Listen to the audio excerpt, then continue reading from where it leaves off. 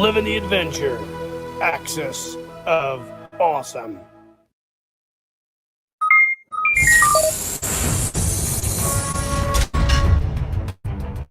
Incoming transmission.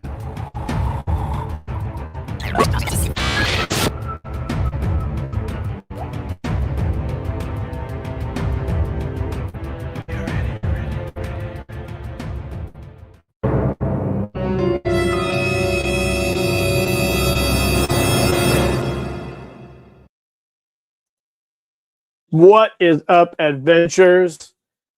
Welcome to a Friday night edition of What's in the Shop. This is episode number 49 of What's in the Shop, and this is the impromptu edition of What's in the Shop. So, if you guys followed me for quite some time, you know my life is kind of a couple weeks in advance, and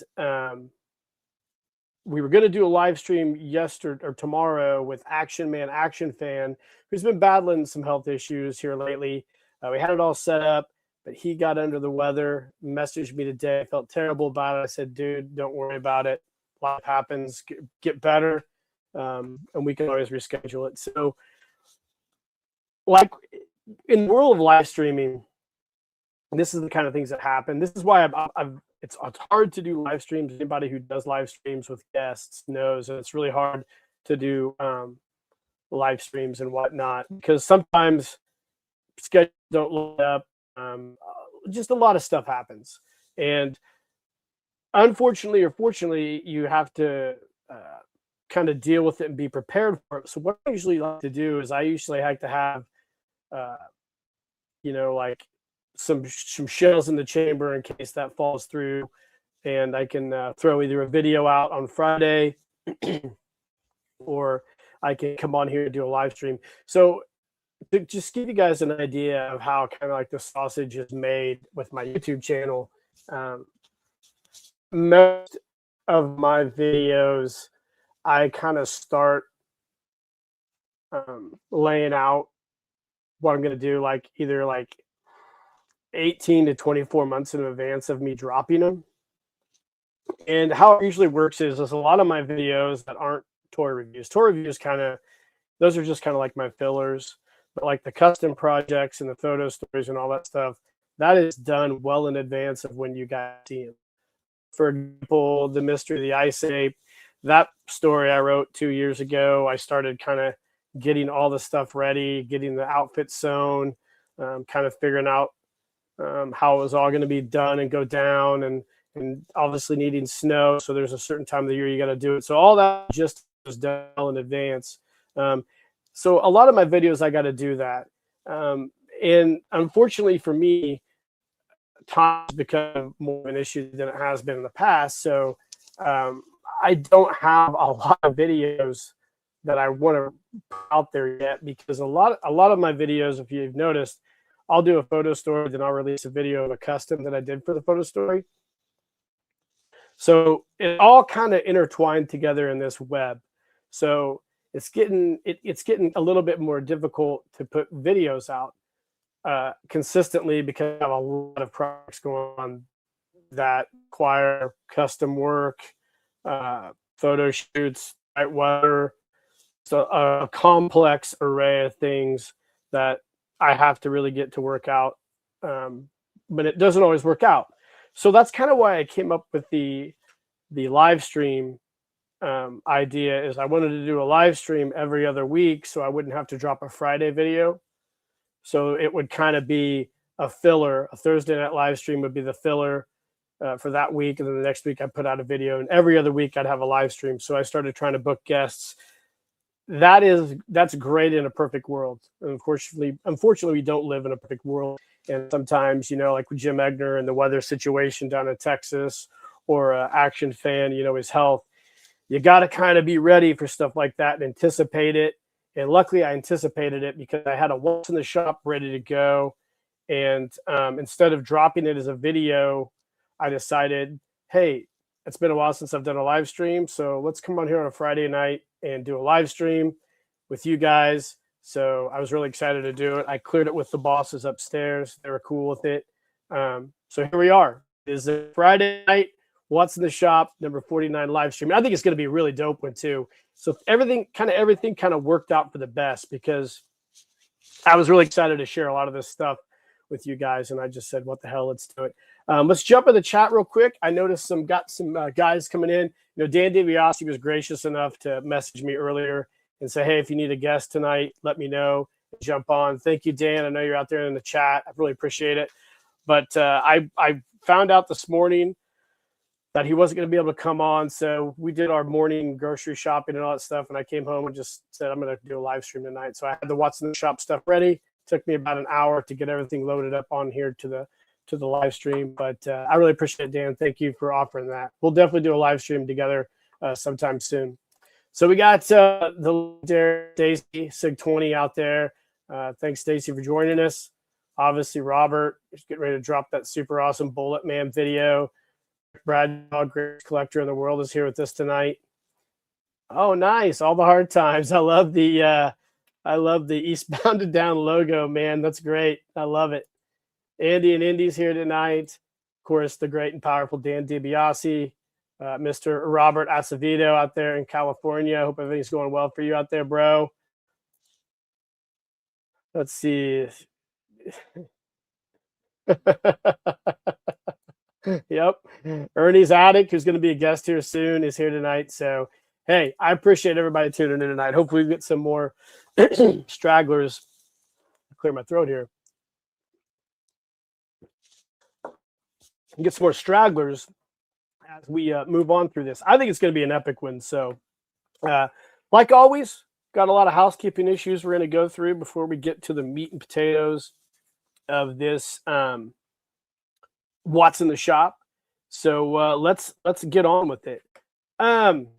So I need to ask something. I want to briefly address the Google situation with me, because I feel like I've had a few weeks to kind of digest this, and my anger has barely subsided. But I kind of feel like I need to tell everybody what happened with this Google YouTube issue. So every week, I don't know if you guys notice, if you've watched my channel for any period of time, I'm sitting at like 2,973 subscribers now. So, I mean, if you've watched my channel, you kind of know how I operate. I drew a short a day or two prior to the video that I'm going to post. So on Tuesdays, I do usually reviews days. So those are tour reviews. And on Fridays, I'll do either a custom project or some other project that is usually G.I. Joe related that I think you guys are going to find really interesting for the hobby. So that's my kind of model, how I run my YouTube channel. And to promote the main videos, I do the shorts. The shorts always get more views. So I posted the short of this Takara Combat Joe German Tank Commander. I used YouTube's music. It was the same exact music that I used a week or two prior for the German officer. So both figures had the same music, same everything. It was the German officer I did, Takara Combat Joe German officer, and then I did this Takara Combat Joe German Tank Commander. The officer video didn't have any problems at all. I was out there for a while. I got like 1,500 videos, 1,500 views for the short. Fine, no problems at all. So I'm like, all right. And mind you, these go through, before these run, these go through a check from YouTube, okay? So before any videos posted, YouTube will run a check for you, kind of, and let you know if there's going to be any issues. So I assumed, since my officer video didn't have any problems, I was going to do the same thing with this guy. So I posted him. Again, 1,200 views, no problems. The actual main video review of this guy drops. And then that Friday, I get a notice first thing in the morning that I've got a warning for content violation. I got a warning. So I looked at it, read through it, and it basically said my video was removed for hate speech. Again, I'm like, well, I don't understand this. I reached out to some people at YouTube, which was really hard to do. I finally got on a chat with a guy. I'm not going to say his name, but we were back and forth a bit, and I'd let him know, like, hey, this other video is the same exact everything. You need to check it out. So he said he ran it through, it was like 2 or 3 days. He reached back out to me. We started chatting about it again. And he said, I'm sorry, but your content, we deemed your content to be hate speech. You're promoting, I don't even know if I can say the word, blanco supremacy, blah, blah, blah, blah, blah. I got super pissed off. I got real mad. In fact, if I would have been in the room with that guy, I probably would have Ric Flair smacked him. And again, there's nothing I could do. There was no recourse for me. The video was taken off. I got a warning. And then they sent me an email basically accusing me of promoting blanco supremacy, hate speech, all this other stuff. I am not, first of all, I'm not any of those things. And I take personal offense to being called that. And it angers me that these individuals in a place far from here who have absolutely no logical or common sense about anything kind of can lord over me and accuse me of things. I'm tired of keyboard overlords. That's what I call them. And it's just, I think it's wrong. It's bullshit.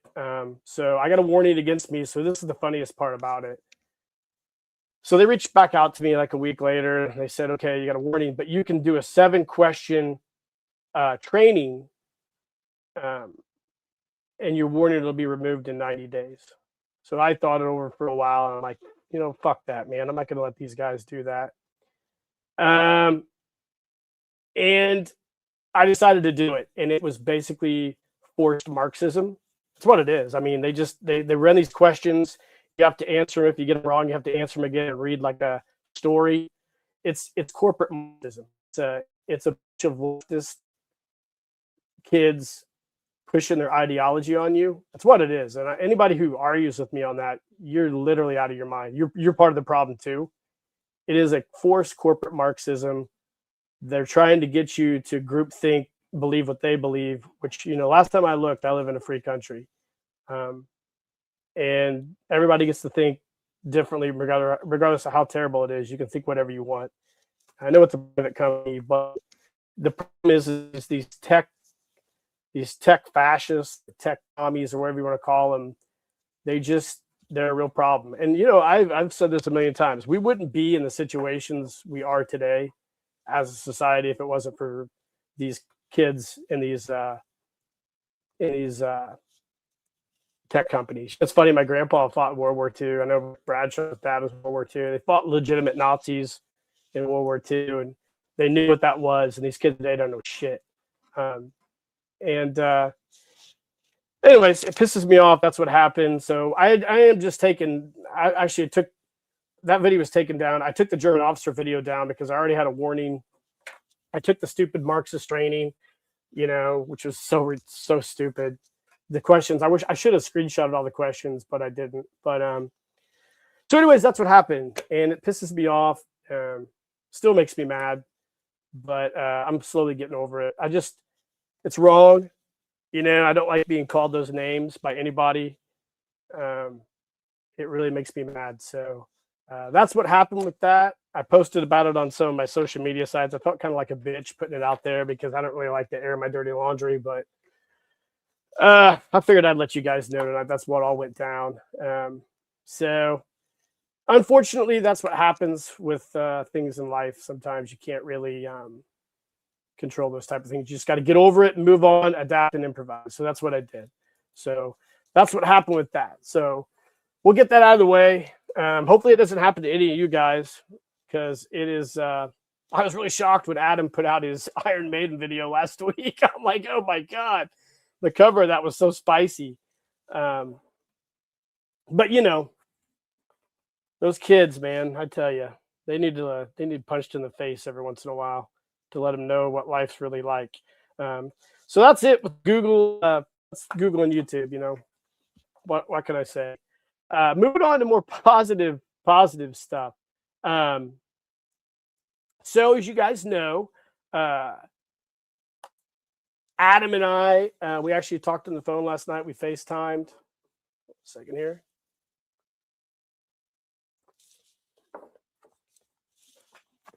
We FaceTimed and we started our new photo story collaboration together, Operation Corpsewood. I do my part first this year. In years past, he would go first and I would follow up. But since this was his idea and he came up with it, it's an awesome idea. I told him I would go first, and then I told him what my story was basically going to be. I'm going to probably start filming it tomorrow. Should have it done by the end of the month or so, maybe. But it's going to be super cool. I really loved the concept Adam came up with. I think we're going to drop it around Thanksgiving of 2026, if we're all still here. And I think it's going to be fun. I think it's going to be cool. It's a World War II based story. I can tell you that it's going to involve some really cool characters. It's going to be a man of action centered story because Adam's really wanted to do a man of action story for a long time. And I think his music video he did last week was kind of, I want to call like a prelude to the story, but sort of. But it's going to be great. I'm really excited to get to work on it. Mine's not going to be super long, but it's going to be super dope. So I'll be on the look for that in Thanksgiving. And of course, I hope all you guys are working on your Hunters of the Unknown project right now. I just dropped the title of mine a few weeks ago, The Hunters of the Unknown, The Creature of Pikes Creek. This is another one of those things I had to do. So I had this vision of a story 2 years ago, and I had it all kind of fleshed out, and I didn't know what I was going to do with it. And it has basically been combined with another story to become my Hunters of the Unknown story. I'm going to make the creature for it. I had one kind of figured out that I was going to do, but I decided to kind of pivot to a new creature. And I think it's going to be really cool. I was kind of inspired by these pictures behind me here that Matt Pike did for me last year. And now I got to build the creature, and I've got the creature probably about 25% done. So I got to get to work on it. The reason I haven't been working on it is because as we're going to get to later on in the show tonight, we're going to talk about a pretty cool idea that I have, and I hope it all works out. So anyways, Hunters of the Unknown, The Creature of Pikes Creek. I hope you guys are all working on that right now. It's going to be really, really fun. So be on the lookout for that. So that brings me, of course, that brings me to the what's in the shop portion of our show tonight. Of course, today's Friday the 13th. When I got home from work and I found out we were going to have to do a different live stream, I kind of pivoted, took a selfie of myself down here in the war room, and had AI create the Jason Voorhees behind me. You know, it's funny. I showed it to my wife, and she's like, she didn't get it. She's never seen the Friday the 13th movies. We were in the school pickup line, and I about had a heart attack. I'm like, what? So let's get on with the what's in the shop portion of tonight's live stream. Before we do that, let's jump in the chat. We've got some more dudes, I think, in here. G.I. Joe The Lost Chronicles just jumped in. Adam, thanks for being here. Nice. The 88 F9F is here tonight. Let's see. James Pavarelli is here. Thanks for joining us, James. And we've got Tim James 6190. Hey, thanks for coming in from the UK, man. I really appreciate it. Ernie, yeah, Ernie's, yeah, man. It's difficult to deal with shit like that. It is. especially when you don't have control and you're not able to talk face to face with somebody. It's probably best that I don't talk face to face with somebody. Um, First of all, I don't think a lot of those kids that work for those tech companies would probably say the things they say over chat face to face. Um, I don't know. Maybe they will. Maybe they got more balls than I think they got. Anyways, uh, we're slowly getting some more dudes in this chat. So we're going to go through basically a what's in the shop tonight. Then we're going to pivot over to talking about my big project I've been working on since late last year. So let's get to the what's in the shop. I got to figure out what I want to share with you guys first to kind of dip our toes in. So I'll share this cool story with you guys. So I have an uncle. He is my mom's youngest brother. I believe, let's see, my mom's 80. I think he's 67 or so, maybe 66 or 67. So he's my Uncle Joe. He's been an awesome uncle my whole life. Super fun. When I was a kid, back in the late 70s, early 80s, he would always pull up around Halloween unexpectedly and jump out of his car with a monster mask on and scare all of us. And we'd always fall down and skin up our knees and stuff. He was just a super fun dude. My Uncle Joe had G.I. Joes when he was little. He had several Joes. He had the deep sea diver set, a lot of gear and whatnot. And my mom would sew and repair his clothes for him because my mom was 13 to 14 years older than him. And she was basically, she was kind of like his mom. Unfortunately, my mom's mom passed away when my mom was like 15 or so. But anyways, she would really take care of my Uncle Joe, and he had all these G.I. Joes. And when my grandpa got remarried, unfortunately his wife threw out all my Uncle Joe's G.I. Joes or sold them in a garage sale. I don't know which is the bummer because I would have loved to have those. But anyways, so here so my Uncle Joe, he lives in Springfield, Illinois, and it's a big, huge old house. He's lived there for a long, long time. And he was up in the attic messing around, and something fell out of the wall in the attic, and he picked it up and he found it, and he about freaked out. And then he visited a couple weeks ago, my mom and my dad here, and he brought this to give to me. So he found this that fell out of the wall in this old house. It's a vintage Navy manual. I was like, I cannot believe this. This is such a weird thing. So I don't know if Rick's related to this guy, but we'll go ahead. This is the man who owned it. His name was Joe Bradshaw. He was a private first class. He even gave his serial number. I don't know if that's his birth date. I don't know. I don't think so. But this is really cool. Now it's got a little bit of damage, to the pages, but for the most part, it's a really nice, complete Navy manual. And it's amazing that it kind of came to my Uncle Joe, who was a big G.I. Joe fan when he was a kid, loved the deep sea diver set. And he's up in his attic. He's lived in this house for, I don't know, 30 years probably. And he finds this Navy manual just falls out of the wall up there, and he brings it and gives it to me. So what an interesting story. And Joe Bradshaw, if you're out there watching this by some chance, I've got your Navy manual if you want it back. So I would gladly give it back to you. Probably be an sailor go with it. So I think that's really cool.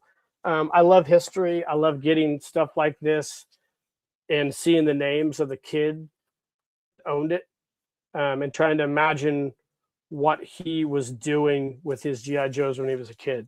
I think that's just super cool. So there you go. We're going to start off our What's in the Shop with that. Recently, unfortunately, I went to my alma mater, the University of Illinois, who, by the way, choked today again to Wisconsin. I won't even get into that. I met some buddies at the game up in Champaign, the Michigan game, and one of my friends from up north in the Rockville area brought me a bunch of GI Joe cards. So I have a lot of trading cards from a kid, but I don't really have any GI Joe ones. I don't know if it's a complete set, but we've got we'll go through them. We got Bazooka on the backs of them. It gives their bios. Ozone. I'm not familiar with Ozone. We've got Ambush. I am familiar with Ambush. A lot of these are later issue Joe cards. Low Light. I had him as a kid. We've got Zartan. We've got card cover that GI Joe issue number 2 or 3. I can't remember. We got a weird Flint, probably from like Star Corps or one of the other deals. We got the Gung Ho in the Marine uniform. Heavy Metal, never liked him as a character. Dodger, I might have Dodger. Breaker, totally had Breaker. The Bat 2, I think that's cool. This is one of the best vehicles they ever made for the G.I. Joe American Hero line. The Flak, I always loved that thing. It was a super cool camera, or a super cool weapon. Of course, we got the iconic issue of one of the G.I. Joe comics. That was Snow Job and Doc and that hang glider, which, by the way, pay attention to that hang glider. I've got something to share with you guys down the road. So we got the attack cycle. Hardball. The goofy ass crystal ball. Mercer, one of Slaughter's Marauders or whatever. And then we've got, to round it out, we got Shipwreck, Dr. Mindbender, Deep Six issue, or reissue number, Deep Six number 2, and then of course a really cool character, Shipwreck. He messaged me, showed them to me, says, "Hey, do you want these?" And I'm like, "Yeah, I'll take them. I mean, I'll throw them in my collection." So, like I said, I'm not a big trading card guy, but these are cool. I'm not sure. It says 1991, so I had not been collecting Small Joes for about four years when these came out. So these are pretty cool. It's neat. Again, it's neat to have somebody else's cards. I think these were his when he was a kid, and he gave them to me. So those are really two really cool things that I think are neat to have in my collection right now.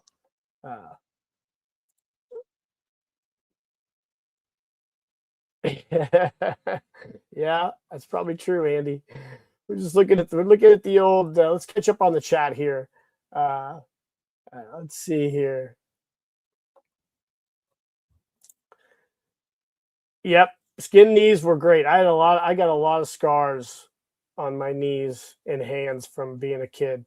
My son fell when he was probably 4 or 5. He fell outside on our steps, and our steps are that old.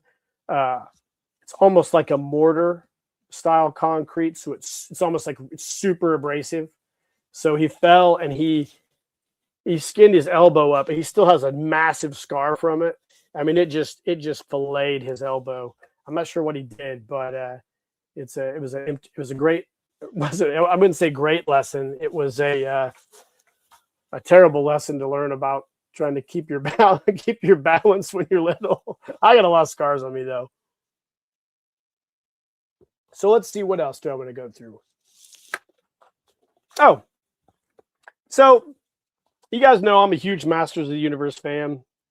Probably one of my, it's one of my favorite toy lines of all time.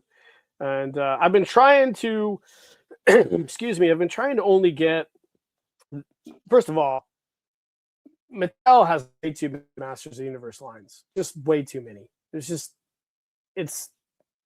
ridiculous. But I like the Origins line because it looks the most like the original stuff.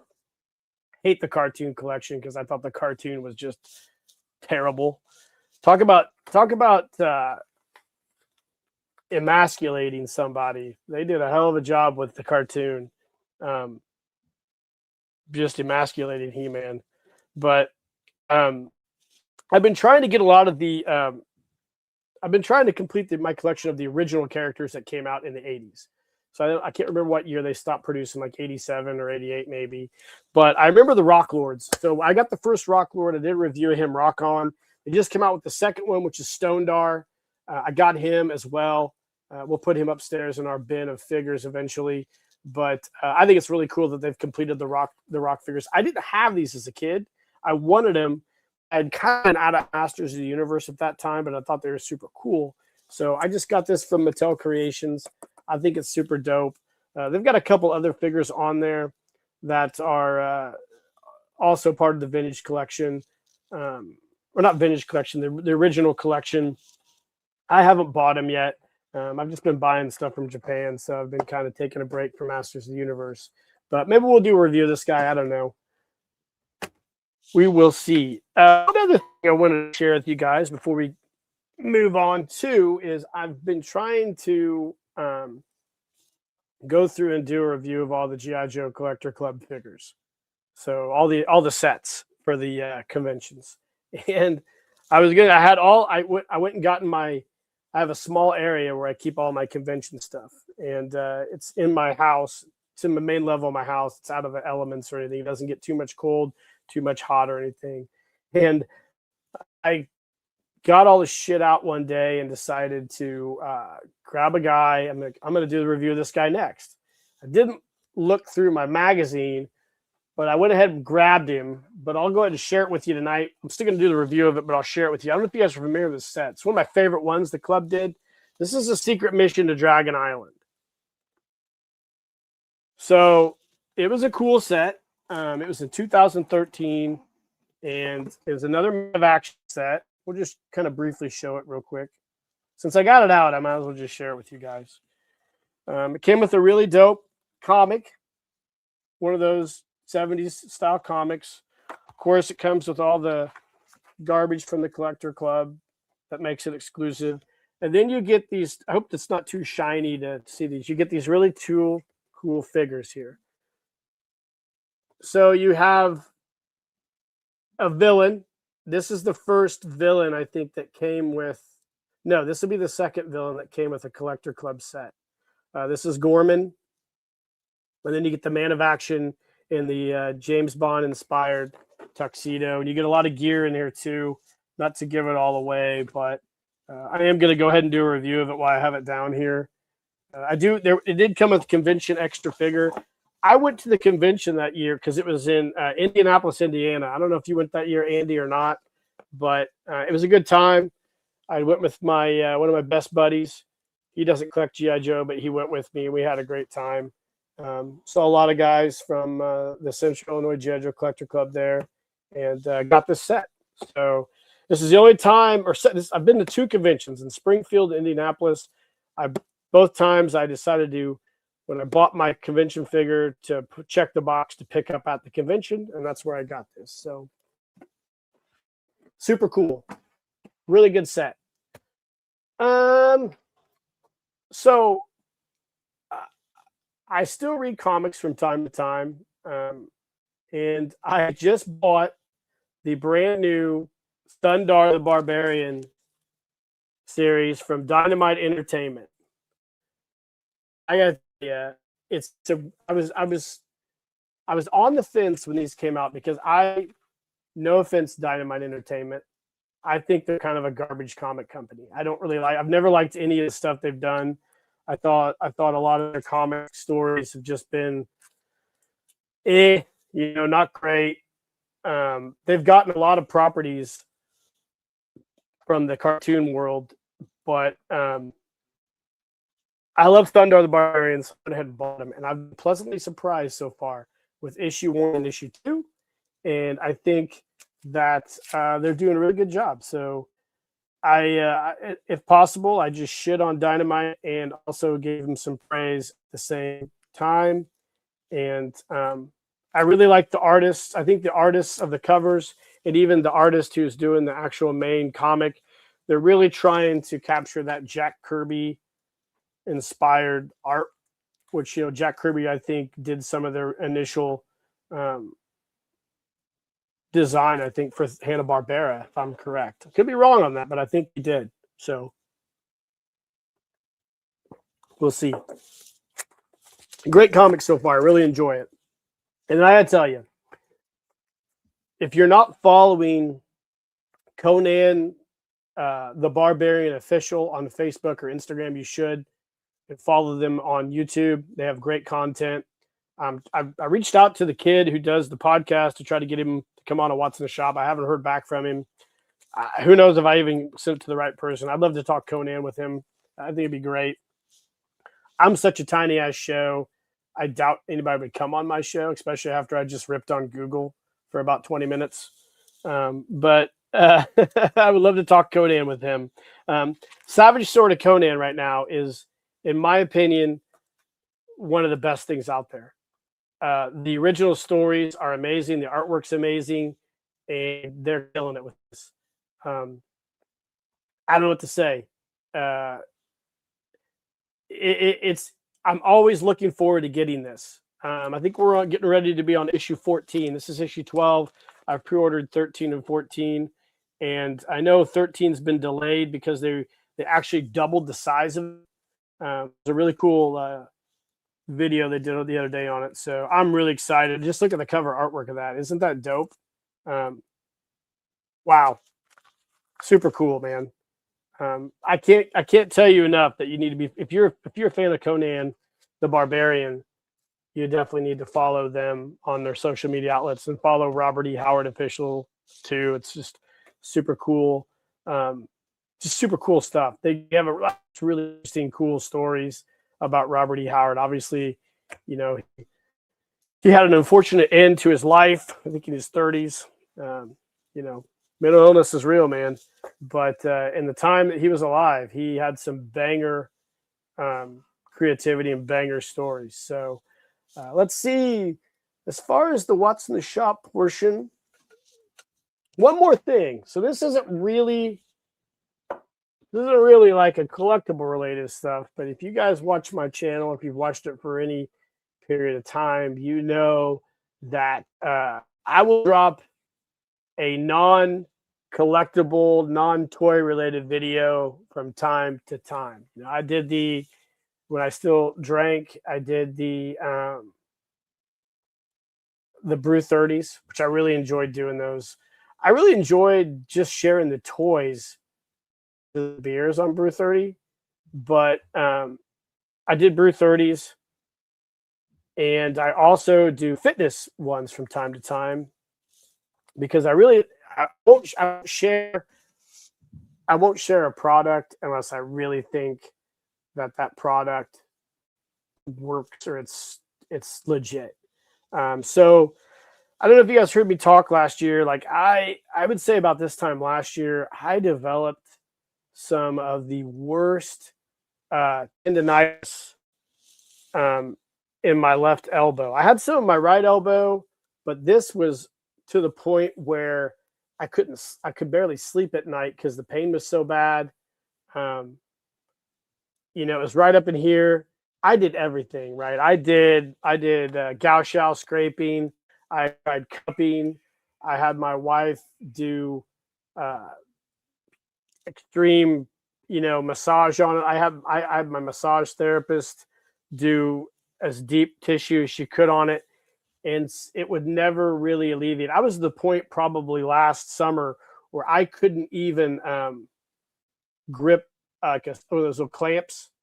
I couldn't open or close it without radiating pain in my elbow. And I was still working out. So the reason that I developed the tendonitis is basically because I work out. I do like 255-pound kettlebell swings 6 days a week. I was doing mace exercises, pull-ups. I was doing a lot of stuff. So I'd irritated it in like a true man. Unlike the kids that work at Google, I just kept going, and it really got bad. So it was so bad that like I'd sit at work, and it was hard for me to like do this stuff at work because the pain was so bad. And I have a pretty high pain tolerance. So I think it was it kind of subsided. I finally took some time off over the summer to let it heal up. Healed a little bit, but it, it was still pretty bad. Like I would say, like it was like a 10 from March till July. It was a 10. Pain was a 10, and then I'd say from July I took a week or two off from working out. It got down to about a 7 or an 8. So I don't go to the doctor because I don't really trust the medical system anymore after COVID. But I did a lot of research, watched a lot of videos on stuff, and I kind of determined that I had a muscle imbalance in here somewhere, and I kind of knew that. So I was considering going to the doctor probably this fall if it didn't get any better, and having him at least look at it, knowing full well that it's just a shit show of we'll give you a painkiller, which I refuse to take painkillers. We'll send you to a specialist who's not going to do anything, or we're going to do this, this, this. We'll send you to like a physical therapist, which I can do physical therapy myself. I don't need a fucking physical therapist. I'm not a dummy. So oddly enough, around I'd say October, I started getting hit with an ad for this deal here. It's called a Gripzilla Dyno, and it's a thing a guy developed to build forearm strength for arm wrestlers. It simulates towel ringing, which a lot of arm wrestlers use towel ringing to strengthen their forearms.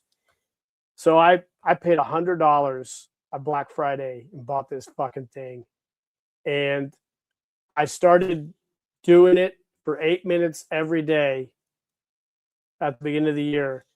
And I will tell you, there's an exercise. Their website is amazing, right? They have a YouTube channel that goes through tons of exercises, all the shit for this thing. And I tell you, today as I sit here, honest to God truth, I've fixed my elbow. I think whatever muscle imbalance I created, I've strengthened everything in these. Both of my elbows are tight as shit. And it's this stupid thing here. It's $100, like, and I know it's this. Like, I didn't do anything different. I'm still working out. I still kept working out with this thing. So if you have tendonitis really bad, think about this. You can, I'm going to do a review for the channel.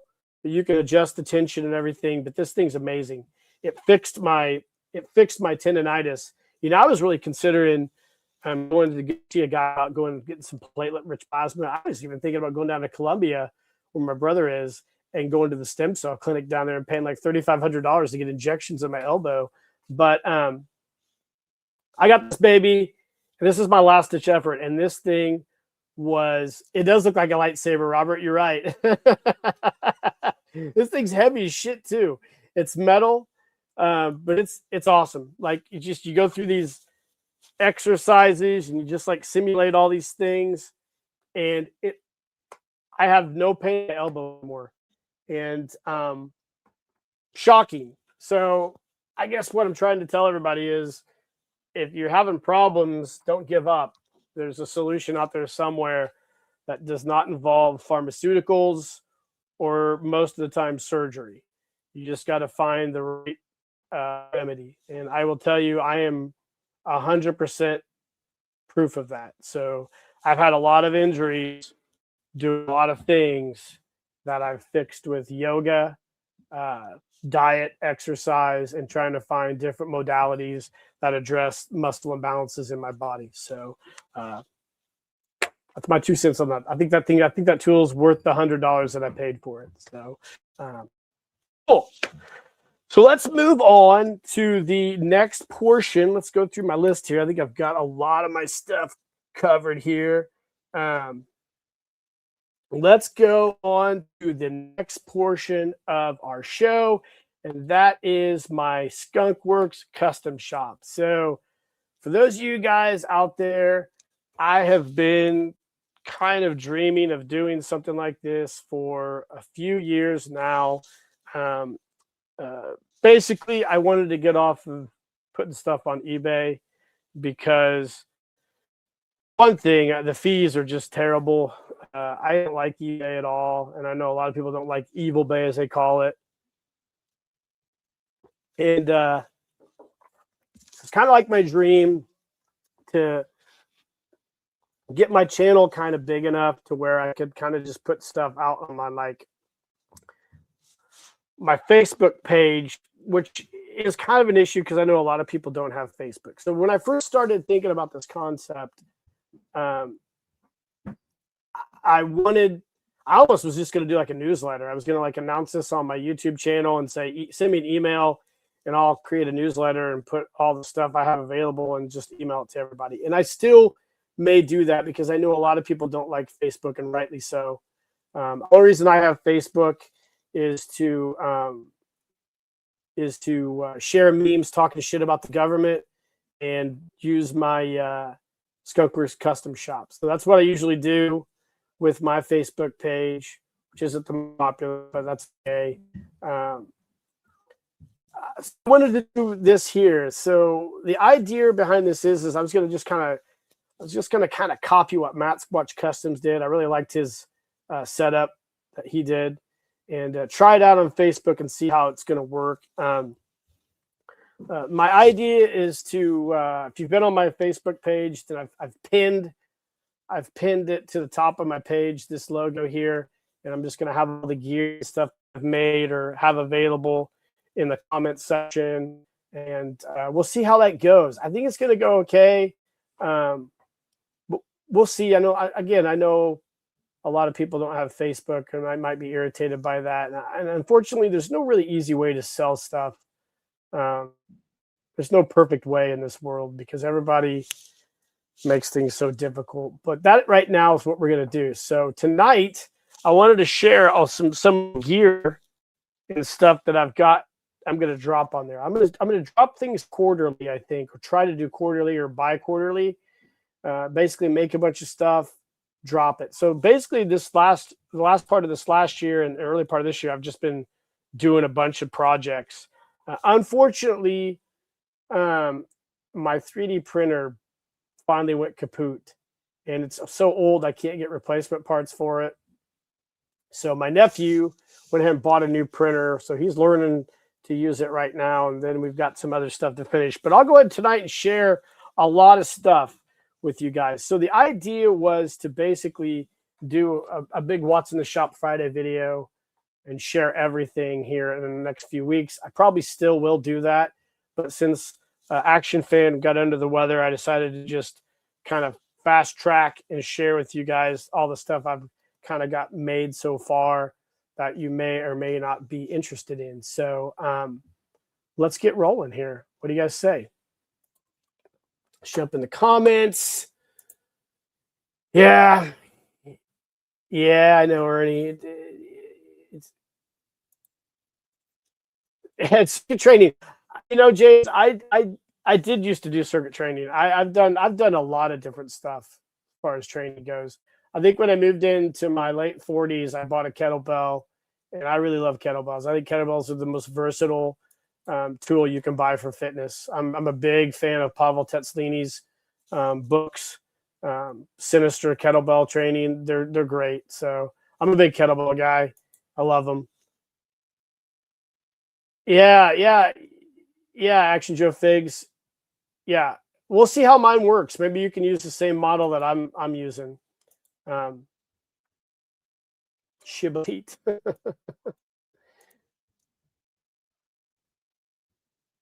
Yeah, it's good, Andy. Yep. Dealing with people face to face is good too. Not dealing with people face to face.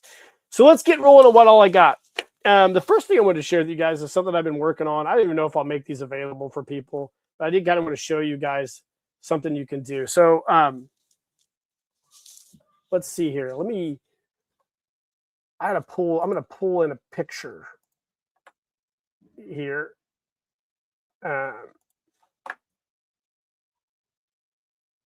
Let me see here. I'll do that here in a second. We'll go ahead and talk about this stuff first. So actually, no, we'll talk about it now. Let me pull a picture in here real quick. And I'll tell you guys about this. Pull it in here. Okay.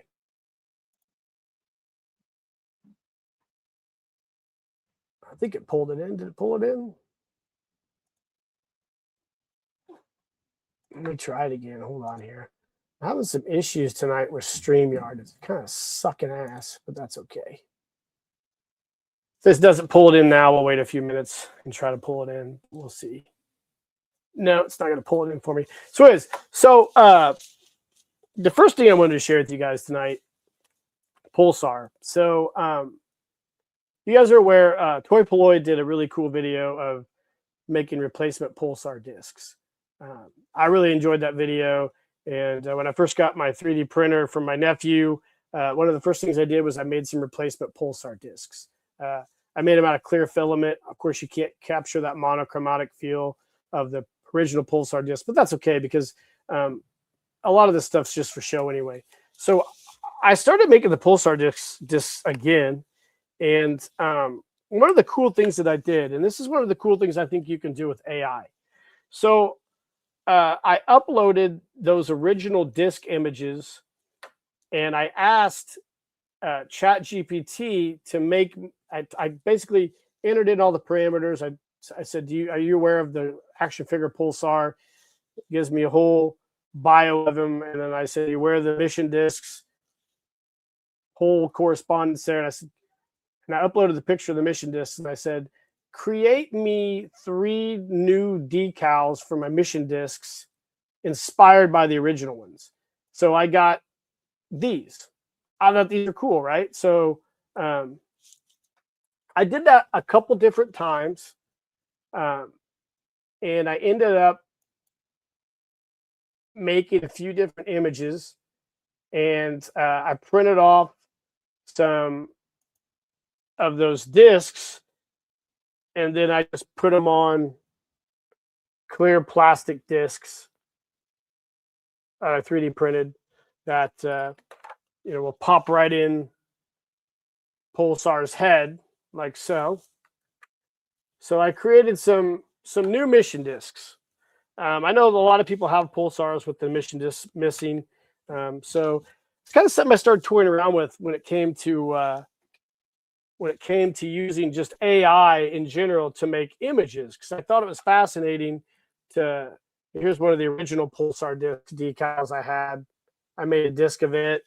I think I've got the original ones. There's another one. I just took and put water slide decals on them, right? So let me find the other one. So I made a bunch of these discs and put different water slide decals on them, and I think it's pretty cool. Here's a new one I made. So I made a bunch of mission discs, and I thought about, I thought about throwing like 3 packs of those at some point on my Skunk Works studio shop, because I know a lot of people want mission discs for their Pulsars, but don't want to pay the price for the authentic ones.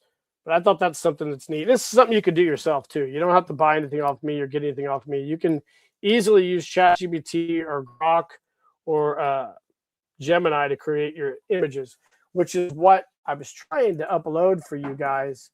Is something I recently did. Oh, maybe it'll load now. There we go.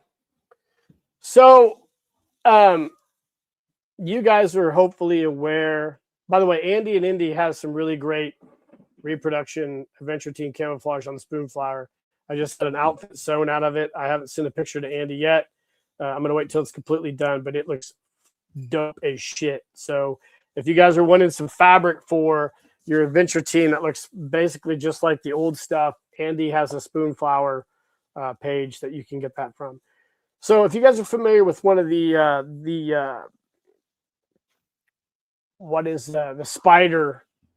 Spider Collector Club set I did a review on last year. I can't remember what the name of it is now. A lot of people have messaged me and asked me if I could find some camouflage that looks like that camouflage that came with that set. I searched Spoonflower forever, and I couldn't find anything that really resembled it. So I just said, screw it. So one day I grabbed my set out of the storage and took several different pictures of the camouflage, uploaded it to AI, and they created this camouflage for me. And I actually kind of refined it a little bit. I said, I'm going to do it 1/6 scale and put it on spoon flour, and it created the camouflage pattern. This is the one it created. So I got a fat quarter of it, and it looked really good. And I'm getting an outfit sewn right now, which you'll see here in a few weeks. But these are some of the tools I think you can easily do that I really like that you can use an AI program for. Is if you want to create some cool camouflage. I just recently, excuse me, I just recently got the camouflage um, from Snake Plissken's pants from Escape from New York, uploaded it, tinkered with it, and created a 1/6 scale version of it, uploaded it to Spoon Flower, and printed some of it as well. It looks really, really good. So I think that is a useful way to use AI in a way. Like if you want to get something that's not made anymore or hasn't been available for 30, 40 years, and you can get some good pictures and you use the right prompts, you can kind of create some cool stuff using that. Now, I know everybody's not going to be a fan of that, but if you're doing it, I really like using it for that. And I've created some like one of a kind camouflages, just prompting it. I don't have those images now, but I'm not going to start a spoon flower shop. I know Andy's got his on there. I'm not going to do that because I don't feel comfortable um, doing it that way. But I will probably upload these images to my box.com Skunk Works account if people would like to download these and make buy their own stuff from Spoon Flower. Just you can upload it and have it printed. So at some point in time, I'm going to put together a big folder of camouflage that everybody. I don't know. It's a good question, Andy. I uploaded it to Spoon Flower. I had ChatGPT kind of fix the scale for me, and it looked really good. I'll have to send you a picture of it. When I get it done. A fat quarter is like 18 by 18, I think. 18 inches by 18 inches, I think, Robert. So, yeah. Now, if this is something when I get the outfit done, if a lot of people want to get an outfit of it, I can order like a yard of it and have some stuff sewn. But we'll see how the prototype outfit turns out. So, anyways, like I said, with the pulsar discs and the camo, that's and I use AI for my thumbnails. Obviously, you guys saw my thumbnail with Action Fan. It was a parody of Aces High by Iron Maiden, and I think it's great for stuff like that. We can get in the weeds and we can get in the murky waters on other things that's used for. But as far as like creating some camouflage or using it to kind of help you clean stuff up, like I've taken, for example, I am restoring some Combat Joe figures right now, and the decals are toast. And I just take a picture of the decals and upload them to Grok, and I'm like, hey, you clean this up for me. Hey, look who's here. Man, myth, legend, Jim Egner. So I have them clean the decal up for me, make a PNG, and then I can bring that into whatever program I have here at home on my computer, upload it, print it off on printable fabric, seal it, and then use it. So I think I really like it for stuff like that, to like fix stuff, clean stuff up. So I've been doing a lot of that lately, and I've really been enjoying it. So there you go. So we got the pulsar discs and the camouflage, which we'll get to the camouflage portion of this a little bit later as we move through this stuff. So what else have I got going on? All right, so I don't make these very much anymore, but I had these left over because a buddy of mine at work brought these to me. I'll put them on here and we'll take a look at them. I made a few more of my, I was call my world famous coffee can fuel drums. So I got these. I made 4 of them. I had enough stuff to make 4 of them. So I'm going to throw these on the Skunk Works custom shop here in a few weeks. I'm almost finished with them. I got the mobile terrain vehicle, which is the troubleshooter fuel drum. Of course, these are all made out of coffee cans. Everything's 3D printed. I use an epoxy resin to put the lid in for the fuel gauge. I enjoy building these. This is one of the first custom projects I ever started doing. I got a Seawolf submarine drum based on that Action Man fuel can. And of course, I've got the helicopter fuel, which is the yellow, and then the 5-star Jeep fuel. So I'll have some fuel drums on there. I've made a lot of fuel drums over the years, tons of them. So I'll have those babies on there for people if they're interested in a fuel drum for your adventure team. Some of the other stuff that I will have on there, this is just that kind of like the one-off stuff. So I make these boxes, these wooden crates. I just do the decals, water slide decals, paint them, throw them on there. They're real easy to make. You know, they get them at Hobby Lobby, and just a cool storage crate. I have 3 of these. I've had these lying around for a while, so I decided to go ahead and make them up. This is the first time I've ever made a polar mission chest. So I was inspired by that from my Mystery of the Ice Ape. So I made the polar mission chest. It's got the G.I. Joe with the stocking cap. Obviously, it's a Spy Island guy, but I thought it was cool. Like, they recreated the logo here. So I got this polar mission chest that's going to be on there. These are all one-offs. And of course, I did the aqua chest as well, in that cool Action Man style aqua green. Got the scuba diver mask, got the logo, and on the back, scuba diver as well.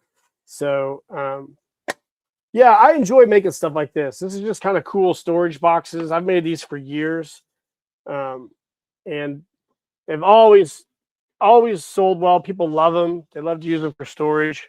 Kind of like the fuel drums. People have loved those as well. So let's move on to some other stuff that I made as far as 3D printing. Now, I am not a 3D print master by any realm of the imagination, but I have made some stuff. So I've been making these little crates. They're little munition crates. And basically, it was a free file of Colts. I brought it in. I rescaled it all, changed some stuff, added the Adventure Team logos to the top lid and to the front. And I've been making these kind of inspired by the crates that used to be with the Adventure Team back in the day, the jungle crates. So I've made several yellow. I think I've made 5 yellow. And I made 4 of them in orange. So those will be another thing I'll have available. I like these crates. They're kind of cool. Even on the inside, I put my Skunk Works logo.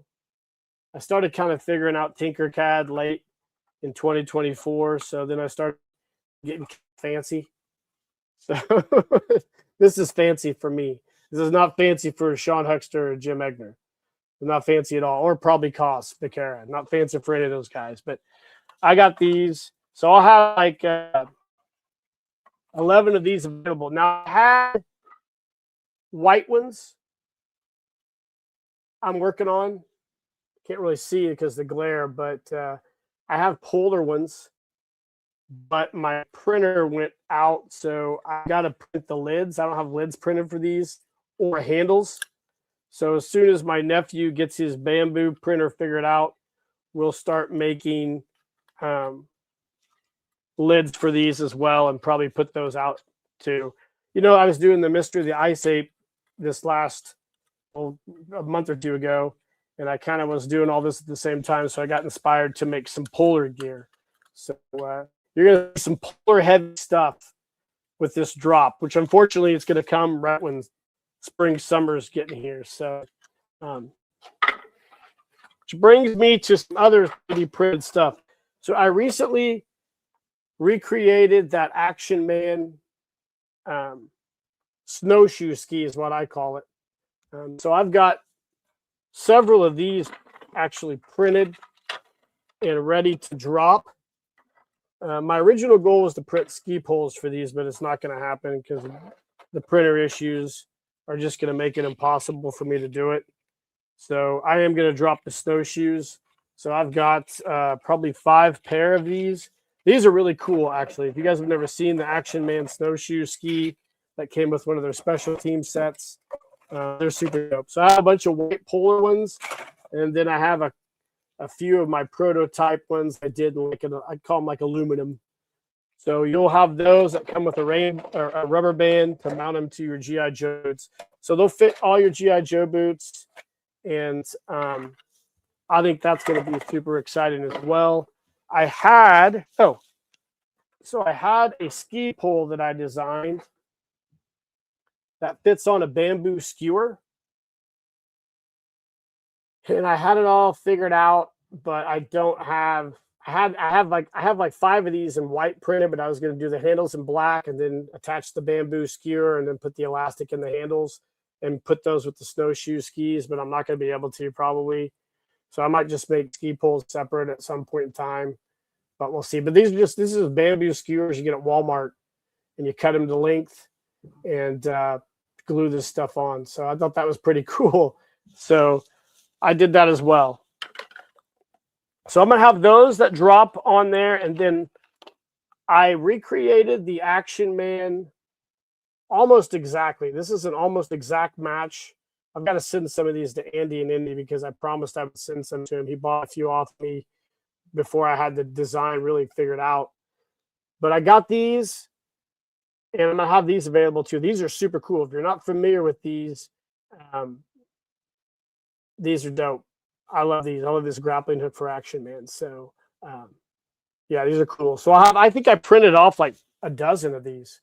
And then they're all, I painted them a charcoal gray with vinyl dye. And then I think it comes with like 36 inches of string or grappling hook rope. So I made a bunch of those, which I think are going to be cool. So that's that for that stuff. Now I also, let me grab them here. I also had my mold took a shit, but I managed to get 4 of my deadheads. So these are hand sculpted by me, hand painted, hand flocked. I've been doing these for years. I just call them deadheads. You can use them for dioramas or photo stories or whatever, but I made these with poly clay, then I molded them in silicone, and then I hand paint them and then hand flock them with just spare flock. So I made 4 of these. And then I also made one here that's kind of like a half one that you can set somewhere. So those are some things, just one-off things that I made that I think are pretty cool. I am going to have some stuff that I got from Japan that I don't need that somebody might want on there. So I've got this Combat Joe MP40, but it's missing the stocks. One of you guys who loves the 3D print can design a stock for it, maybe. I've got a few other things I got from Japan, like I bought extras that I might throw on there. I'm going to throw some vintage stuff on there as well. So that's kind of what I'm going to do with that. And then let's get into kind of the other cool stuff. So this is the stuff that I really wanted to share tonight too, because I really enjoy doing this stuff right here. So let's get all these out.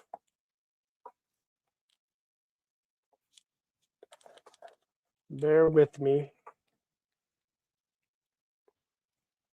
So one of the things I really enjoy doing as far as a customizer and creator is I enjoy molding and sculpting and making things by hand. And I got some heads. I made several heads. But before we get going, I took some vintage G.I. Joe extra heads I had, and I just flocked them. I know people are always looking for flocked heads. I got a Blue Box Toys one here, and I got another G.I. Joe head here. I'm just going to throw all 4 of those together on there for nothing, just to get rid of those heads. I know somebody would like to have those heads. And then I made a bunch of heads, and unfortunately, 2 of the head molds I thought were good were not good. They had some air bubbles in them, which pissed me off. I hate when that happens, but I don't do like a degassing or anything. I try to just do it on the cheap.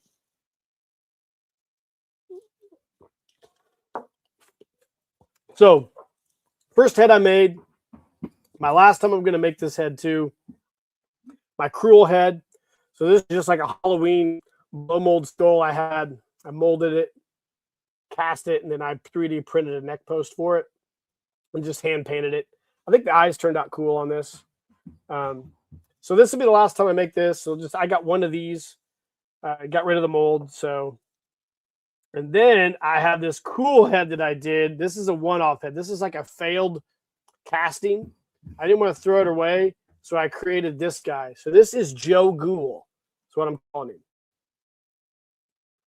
So he is basically a screw-up head. I took a Dremel, kind of carved out his cheeks, and put a cool paint scheme. He's got a 3D printed neck post on him, and I put a real short flock on him. So he's Joe Ghoul. I made one of these. This is a Joe Ghoul head. So I was laughing when I was making it.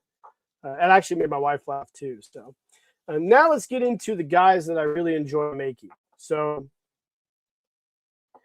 I love making the scarred adventure. So that's kind of what I really started doing when I started molding and sculpting these heads. I really was like, why would I make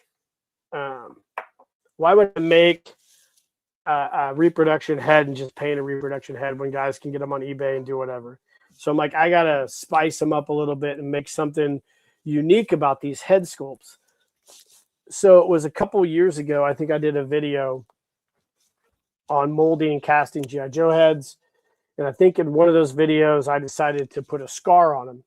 And I've since perfected the way I do the scars. I'm way better at it. But I started, I made up several of these scarred adventures. So here's the first one. This is a land adventure. He's got a cool scar right there in his eye. He's got a hand flocking. He's got a Cotswold. I put Cotswold neck posts on all these. And this guy turned out great. I really love the way this guy looks. I did a more grayish brown flock for this guy. Again, a real similar one to the one I just showed you. The scar array on his eye goes around his eye as opposed to down the center of it. But if you see these in person, these are super cool. So I did those, and then I, of course, had to do an air adventure. So these are all hand painted, hand flocked. I've kind of written down my formula for the skin tone to get it pretty close to that Cotswold neck post. And I did this cool sea adventure. Did I say sea adventure on that last one? I meant air adventure if I said sea adventure. I did this really cool sea adventure, and he's got a blind eye.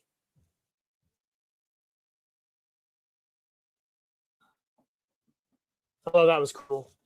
And then, of course, I did this is one of my favorite ones too. I did the African American adventure. These are tough to do too. The African Americans are tough to do because I got to pull out my old adventure team guy and kind of get the skin tone correct, and then I got to do the bottom lip and everything else. But I really love the way this guy turned out, and he'll go right on a Cotswold African American body. So, excuse me.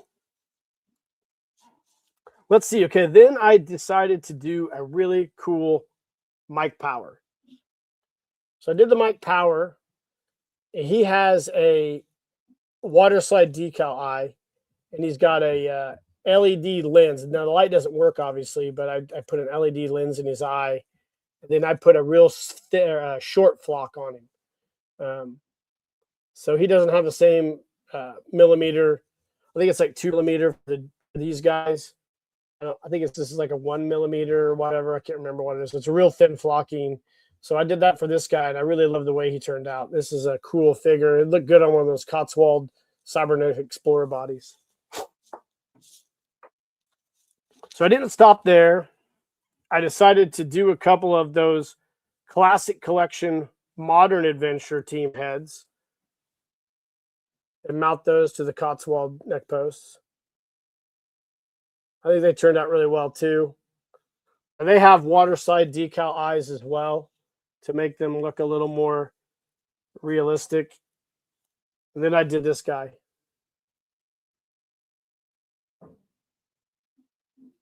So I did a bunch of heads, but I didn't stop there. So hold on.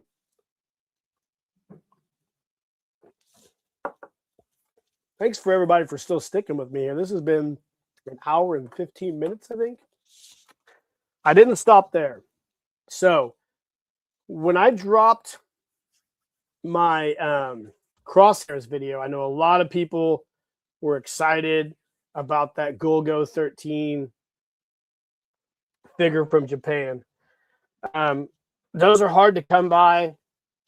So I went ahead and, of course, molded the head for that figure. And I made a couple of them and mounted them to Cotswold heads and flocked them. So these are cool. These will go on a Cotswold body. They have a nice, real short black flock. I hand painted the heads. They look almost exactly alike, like the ones for that I got from Japan. I did another one. The funny thing about him is when I flocked him, there's a little bit of brown flock still in there, so he's got some flocking still in there. But I don't know. I think it looks dope. So I did that one. Now I ran out of Cotswold neck posts, so I had one extra head left. So I might just throw that on there without a neck. Somebody wants to use his custom, what do they call it, kit bash fodder. So we'll see. The hell's not super centered, so you'd have to take a Dremel and kind of core it a little bit to set it on whatever you're going to set it on. These are all, these two kind of out and to go Cotswold post. I think they look really good on there. This one here can be put on about anything. So I didn't stop there. So when I started doing these, I had extra bodies lying around. So I went ahead and I made some more of these, and then I mounted them to, this one's mounted on a Classic Collection body. So it's glued on there. Okay. So he's on there, got the muscly arms. It's just a standard body. I mean, this is for somebody who wants to do some photo stories or kit bashing. If you don't want to buy that Golgo 13 figure, which by the way comes on the Gen 1 Classic Collection body, so it doesn't even have the gung ho grips. It comes on that super meat-handed ham hand body. So if you do get one of those Skynet figures, pop the head off, put it on a super articulated body, which is what I did here.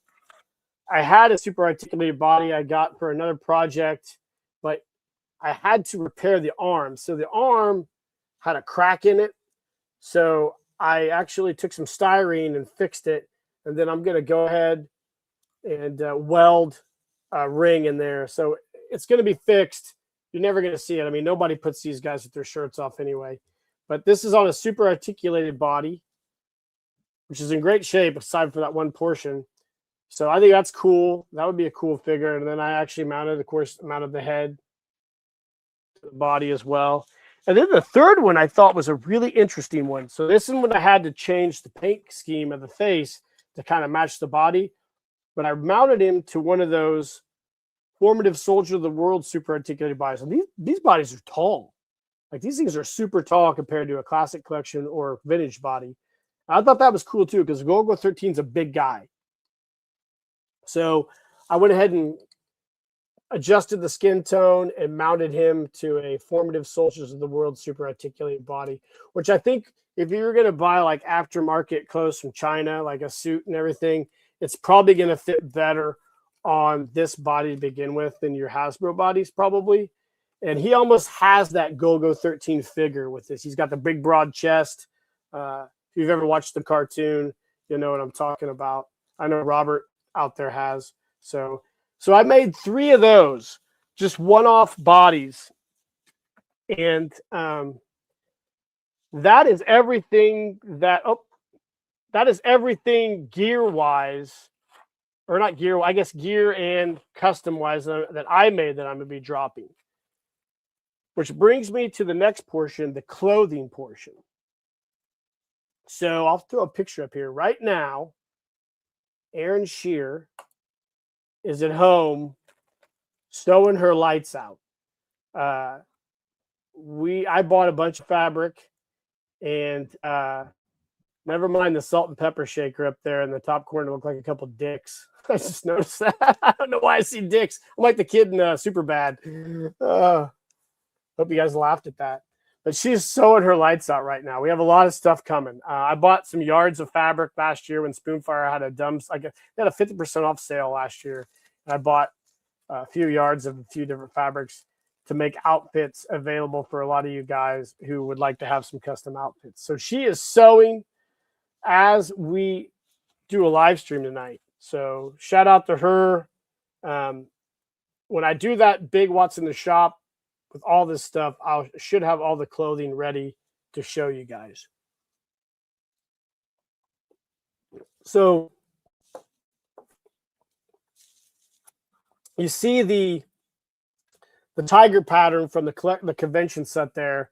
There's Andy and Indy's cool camouflage there as well. There's a lot of stuff there. She sewed a lot of outfits. Not only did she sew a lot of the camouflage stuff that I bought from Spoonflower, she also, my mom's a professional quilter. So she likes to look at some of the quilting scraps that she has and wonder if it would be a cool G.I. Joe shirt. Hence, I got the cool Hawaiian shirt for my photo story, Columbia, which, by the way, that's one of my best photo stories of all time. It's killing it. People love that photo story. I love it too. But she's taken a lot of the quilt fabric and made some like cool shirts and stuff. So she's made some. She has some that'll be cool for like the 250th anniversary of the country this year. So we'll have some cool stuff here in a few weeks to share with you guys. I think you guys are really all going to enjoy it. So I wanted to share that picture with you guys tonight. We got a lot of sewing going on. Right before I did the live stream, I was over there kind of giving her some help on some stuff. So yeah, shout out to my mom. She's dope. I love her to death. Couldn't ask for a better mom. So we also have, in addition, we got some shorts.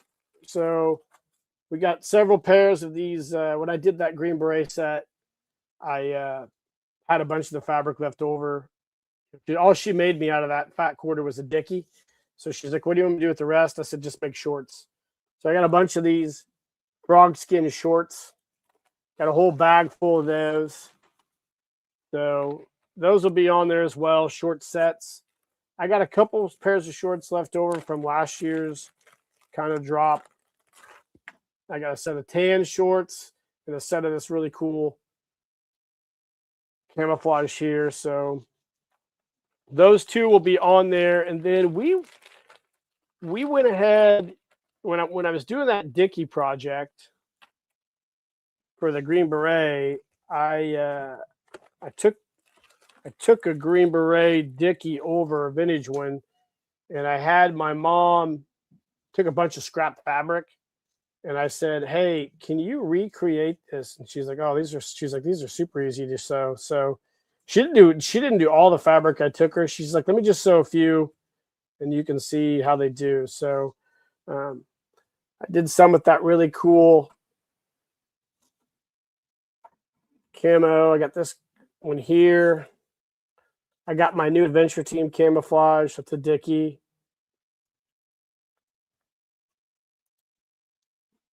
Ed Kozak, Action Figures here. What's up, bro? Thanks for joining us, man. I got this one here. Got a Dickie of this one.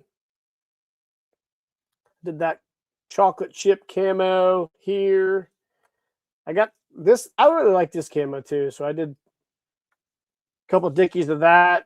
A couple Dickies of this exotic Komodo. Got a Rhodesian. Got that Walmart camo. Then I got another Rhodesian one. So I'm sure we'll make a lot more Dickies. So I will throw those on there as well. So that is everything I think we have done tonight. Thank you, Mr. Roberto Acevedo. I really appreciate that, dude. I wanted to let Robert know that I'm working on a Blue Demon photo story for maybe next year. Might be my Halloween one. I don't know. But that is that is everything that I've got going on for the Skunk Works custom shop. So I hope you guys are excited. I'm hoping to put everything on there in April. That is my goal. I want to get all the clothing done first and then have everything on there. So fingers crossed we can get all that stuff done. I might have some more stuff on there as well that's not custom made, just some extra stuff that I've gotten from Japan because I've got some stuff coming from Syndico right now. I got a really cool What's in the Shop Syndico edition coming in a couple weeks. I had to take it down and redo it. I had to edit some shit because I was talking too much shit about YouTube and Google, and I'm like, oh man, I was talking a lot of shit in there. I probably shouldn't have said some of the stuff I said. So I got to go back through there and censor some of it out.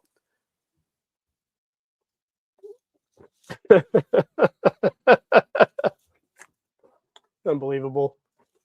So anyways, just when you thought this thing was done, I decided since we're here tonight, I mean, we're at the almost hour 30 minute.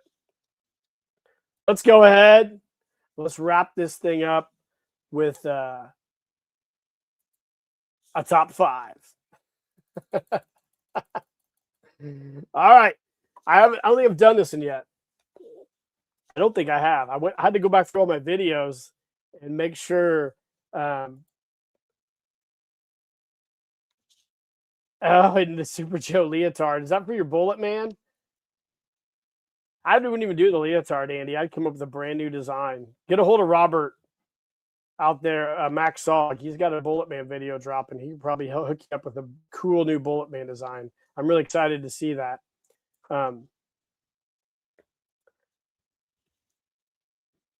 No, Ernie, the store, it's going to be on my Facebook page. So it's on my Facebook page. So that's where I think I'm going to sell everything on there. But we'll see how it goes. I know there's going to be people who bitch. They're like, I don't have Facebook. I hate Facebook. I get it. I hate Facebook too. Look, if I could take all social media companies, smash them, cast them into the abyss, I would. But unfortunately, I can't. So I gotta play with the cards I'm dealt with. So let's do to wrap this epic What's in the Shop up. By the way, thanks for everybody for sticking with me tonight. I really appreciate it. Shout out to Action Fan, man. He's been going through a really tough time here with health and stuff. I won't talk anymore about it, but shout out to him, man. He was really wanting to do this yesterday or tomorrow, and unfortunately he couldn't. I know he's just battled some stuff, and he's gonna get over it. I have all the faith in the world that he'll be back, and we'll do that live stream because I can't wait to talk to him. I really enjoy his channel. It's a really cool channel. So, anyways, top 5 cartoons from my childhood. So let's do it. Now, I draw a lot of creativity from the cartoons that I enjoyed as a kid. As I said here, one of the coolest things I do now is in the mornings before I go to work, my son makes me wake him up before I go to work, and then him and I hang out on the couch till his mom gets out of bed. We watch TV on the antenna, and it plays all these old cartoons. So we watch Ghostbusters together every morning. I forgot how much I enjoyed Ghostbusters. I forgot how long that cartoon actually ran. It was a cool cartoon. But on the weekends, you get Johnny Quest, you get the Super Friends. As a child, a lot of the inspiration that I get for the photo stories that I do come from comic books, cartoons, and conspiracy theories. So when I was a kid, obviously everybody watched the Leonard Nimoy show. Gosh dang it, I can't remember the name of it. I was just talking about it with the guy at work the other day, and now the name's gone. I know somebody in the chat will tell us what that is. But I watched all those when I was a kid. Those would be on regular TV. In Search of. That's right. In Search of. Yeah. I watched In Search of. A ton of cartoons, ton of comic books, a lot of shit. One of my most vivid memories as a kid was we had a Kmart telescope. My older brother Bart had. My mom and dad got it for him for Christmas one year, and I remember it said Kmart on the actual tube. And after he had gotten over using it, I had it in my room, set up every night. I just look out at the stars. And just back in the 80s, before the whole facade of everything had been lifted, and when I was still like a kid full of wonder and excitement, I used to love just staring off into space and wondering what was out there. So those are all the things that inspired me to basically do the things that I do now with my YouTube channel. So yeah, pretty cool. So let's get this going. So the first one, number 5, I guess we'll call it, Spider-Man and His Amazing Friends. So I was a huge Spider-Man fan when I was a kid. And when Spider-Man and His Amazing Friends dropped, that was always a must-watch for me on Saturday mornings. It was a weird cartoon because it encompassed an X-Man and I think a character that they made Firestar up for the series. I can't remember, though. But Spider-Man and His Amazing Friends, an 80s animated series where Spider-Man teams up with 2 young superheroes, Iceman and the original character, I think for the series, Firestar. They fought crime. The trio were all in college together, and they lived with Spider-Man's Aunt May, and they formed themselves as a Spider-Man. They would battle various Marvel villains like the Shocker, Doctor Doom, Red Skull, and they were known for their team-ups with various characters in the series like Captain America, the X-Men, the Incredible Hulk, as well as others like Doctor Strange. I loved this cartoon when I was a kid. The worst part about this cartoon is there's no toys to go with it. And that was kind of the worst part about a lot of those early 80s cartoons is you didn't have toys to go with it. Nowadays, shit, we've got a billion action figures in a billion different scales to go with everything. It's like action figure overload. But when you were a kid, man, you wanted that Iceman. I think the only way you could get an Iceman figure was maybe a European release of the Marvel Secret Wars line. Correct me if I'm wrong out there, somebody who knows. But you never could get a Firestar figure. You could get Spider-Man figures if you had your Mego guys or if you had the Marvel Secret Wars Spider-Man figure. But I love Spider-Man and Amazing Friends. So about the time I started reading X-Men that my sister got me in a grocery store, there was the episode of The Danger Room with Spider-Man and His Amazing Friends. And I got to see Wolverine for the first time in animated form, and it was so dope. Cyclops, Colossus, Nightcrawler, just a great TV series. Now, I went back. It's on Disney Plus now. I went back and started watching it again. Complete dog shit. I mean, when you're 8 years old, when you're my son's age, watching this back in like the early '80s, it's awesome. But watching it now, I just like it's hard for me to watch it. The animation's terrible. Storylines kind of suck. It doesn't hold up. Like Scooby Doo holds up. You watch, and I hated Scooby Doo as a kid. Scooby Doo holds up, but I loved this as a kid. So I really, really loved Spider-Man and His Amazing Friends. Battle of the Planets, and it was called G-Force. Now, I don't know how many of you guys saw it as Science Team Ninja Gatchaman, which was the Japanese version released in the early 70s. So Tatsunoko Studios, I believe, they created Kashan, Battle of the Planets, Polymer Hurricane, Tekkamon, iconic Japanese characters. But this made it to the United States. They basically took, I don't know if it's Sandy Rankin. I can't remember the animation studio. Well, let's read the description. Battle of Planets is a 1970s animated series about 5-member superhero team called G-Force who defended Earth from the planet Spectra. Its villainous leader Zoltar, who, by the way, completely was one of the first.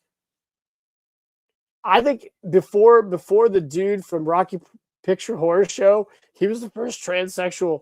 I hope I don't get my stream taken down for saying that. But anyways, he was the first trans person, I think, in animated history. If you ever watched the original Science Team Ninja Gatchaman and watched the end of that series, it's fucking bananas, man. You're like, what? This is nuts. Anyways, it has nothing to do with anything. But anyways, Zoltar was a wild dude. So the team consists of young orphans, Mark, Jason, Princess, K-Pop, and Tiny, who operate from a futuristic spaceship called Phoenix and possess unique abilities and vehicles and superpowers. They're assisted by a robot named 7-Zark-7, who monitors threats from his center, Neptune. Awesome cartoon series. If you've not watched it, I love it. The Phoenix is one of the coolest spaceships of all time. It's not even really a spaceship, I don't think. I think it operates more on Earth the whole time. But each individual vehicle that the team has is cool. It's probably the first iteration of the 5-team makeup prior to Power Rangers, prior to Voltron, prior to all the other Japanese animated series like Voltes 5 that would have 5-team. It was like the first one that utilized the 5-team members that all come together to form one spaceship, the Phoenix. Obviously, they didn't form the Phoenix. All their vehicles dock up with the Phoenix, but absolutely such a cool show. When I was a kid, it was only on for 2 seasons when I was a kid. And I think it was called Battle of the Planets. And then it came back as G-Force a few years later in syndication. But they basically stitched all of it together from the Japanese series and dubbed voices. Casey Kasem was the voice of the leader of the team. Mark, I think it's Mark. Yeah, Mark or Ken? Ken the Eagle? It was Mark or Ken. I can't remember. Mark might have been Voltron. I don't remember. Anyways, but Battle Planets is dope. The Phoenix is one of the best ships of all time. I mean, come on, dog.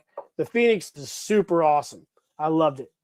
The God Phoenix, called the G5 God Phoenix. So, I mean, when I see Battle of the Planets, I get super pumped. But I'm gonna tell you what. Yes, Casey Kasem was Shaggy as well. I think he was also in Josie and the Pussycats. Casey Kasem did everything. First of all, Casey Kasem need to clone that guy. The guy's voice is timeless. Anyways, if you don't believe me how wild the ending of Battle of the Planets or Science Team Ninja Gatchaman was, get on YouTube, watch the ending, and be like, holy shit. That thing was so far ahead of its time. It is the wildest fucking ending you're gonna see. It's great. I loved it, man. It's such a dope show. And by the way, Hollywood, don't make a live action. Stay away from it. Don't make a remake. Just leave it as is. Do not screw this up. It's perfect the way it is. Perfect. Of course, G.I. Joe, Real American Hero.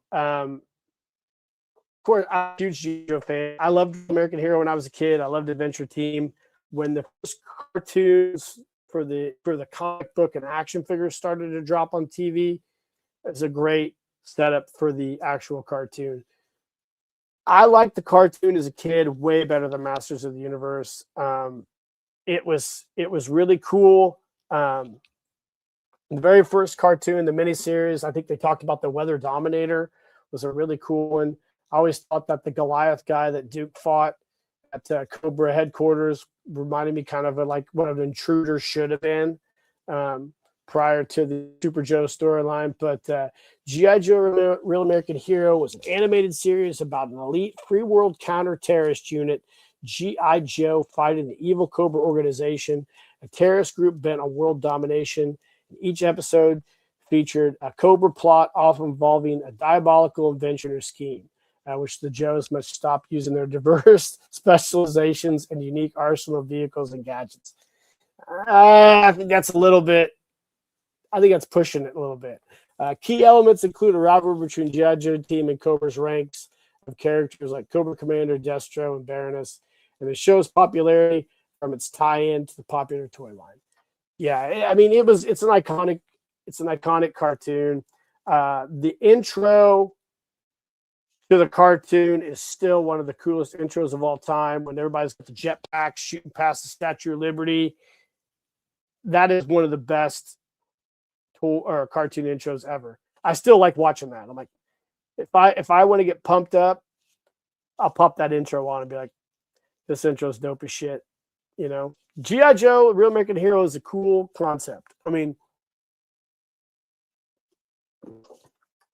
as much as I love Adventure Team, which I think Adventure Team is G.I. Joe, G.I. Joe American Hero perfectly captures the 1980s. Cocaine,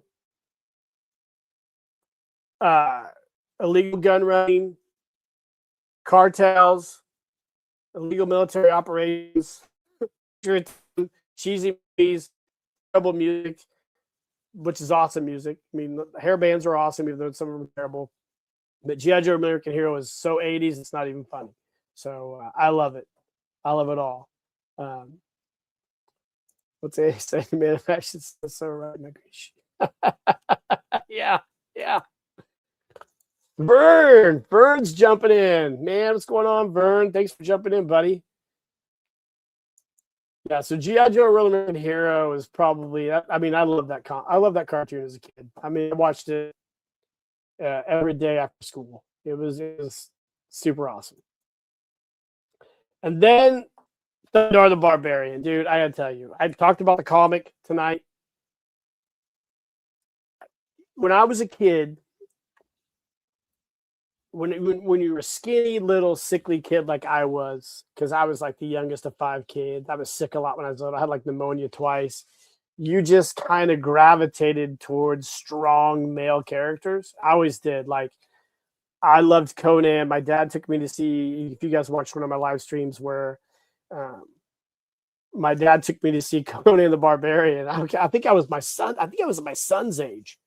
I think I was 7 when I saw that movie. Like, I would never take my son to see that movie because I'm like, but my dad took me to see Conan the Barbarian, and I was like, fuck yeah, let's go. I want a sword. I want to do steroids. I want to have fur, and I want to chop up giant snakes. But obviously, I didn't get to do any of that stuff. But when I saw Thundar the Barbarian as a kid, and correct me if I'm wrong, but did Thundar come out before He-Man? I don't know. It's a good question. Let's read the excerpt. Thundar the Barbarian is a 1980s animated series about a warrior named Thundar, a resourceful sorceress named Ariel, and a powerful beast named Ukla the Mock, who travel onto a post-apocalyptic Earth to fight evil wizards and mutant creatures. And the world was devastated by a comet that destroyed the moon, leading to a new age of savagery mixed with remnants of science and magic. The trio uses a combination of Thundar's sun sword and Ariel's spells to battle various evildoers and restore justice. Dude, first off, that is one of that Excalibur is one of the best movies ever. I was just talking with a guy at work about Excalibur. There's so many cool actors in that you didn't even know were in that, but that movie's dope as shit.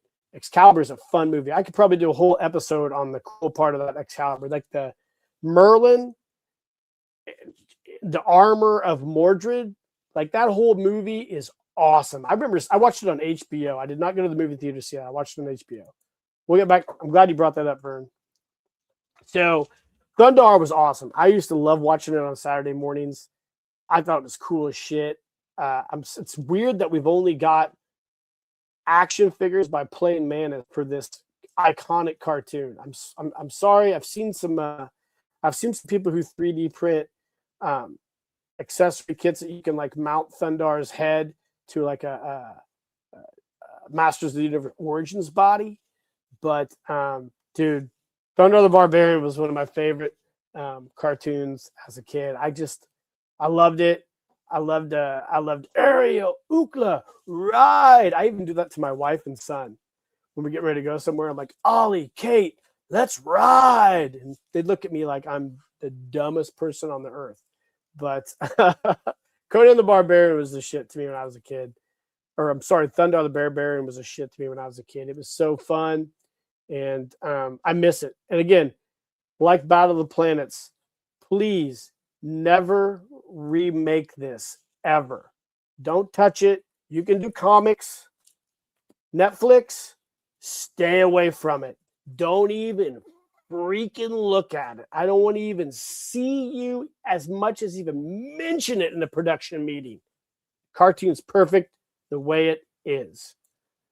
Last for me is Voltron, Defender of the Universe. Man, I got to tell you, when this cartoon first came out, I was never a Transformers guy, but when I first saw the first episode of Voltron, I think I was in 4th grade when it came out.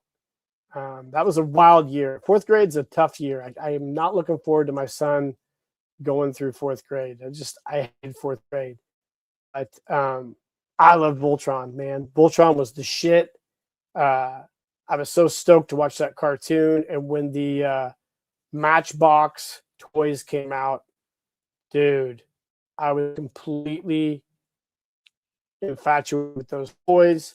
We'll read the excerpt first, and I'll tell you a story I've told many times on this channel. Voltron, the Defender of the Universe cartoon series, where 5 space explorers pilot the 5 robot lions that combine to form the giant robot Voltron. The team, also known as the Voltron Force, defends the galaxy from the evil King Zarkon and his empire, often fighting giant monsters called Robeasts that Zarkon's witch Hagar creates. The story follows their adventures to protect planets like Arus and Princess Allura, who become a member of the team. So like I said, with Battle of the Planets, which I think was the first 5-team member concept, Voltron would kind of take that torch. I think it was called Lion Force 5 in Japan. Correct me if I'm wrong out there, guys. But awesome concept. Loved watching Voltron. The intro was awesome. All the episodes were cool. They were the same thing every time. Zarkon would create a Robeast. Voltron would beat it. Later on, I believe that they tried to introduce Die Rugger 5, which they called Vehicle Voltron. It didn't do as well. There's a lot of episodes on YouTube of people talking about why they think it didn't do well. I love Die Rugger 5. It's a really cool concept, but the original Voltron 5 Lions is really dope. And by the way, I just shit on Netflix, but their Voltron Legendary Defender series is really good. I watched it all the way through. I enjoyed it. I enjoyed all of it. I don't know if I'm in the minority on that, but I think it was great. So Voltron obviously is one of the watershed moments in my life because I remember I wanted a Voltron toy. And my mom and dad, mainly my dad, made a Faustian bargain. Right? So my dad told me I wasn't great in school when I was a kid. I'm an engineer because I was a late bloomer. I never really was interested in school as a kid. I would sit and daydream, look out the window. I'd rather play with my toys and whatever else than be in school. My son is awesome in school, but he's got my personality. He's like, I hate school. I'm like, I feel you, bro. I feel you. But it's just one of those things we got to go through. It's like a fire, like a honing thing you got to go through. Anyways, so I wanted a Voltron. So my dad said, all right, if you get, we've had this debate about this. I thought originally it was like 4 quarters. I got straight A's for 4 quarters. My dad's like, no, it was, if you got straight A's for the 4th quarter, we would go buy you a Voltron legendary, or not a legendary, a Voltron Matchbox 5 Lions. So it was my 4th grade year, and I just struggled in 4th grade. So I did. I got straight A's that 4th quarter. Brought my report card home, straight A's. I did that straight A's at a Catholic school too, which is fucking not easy.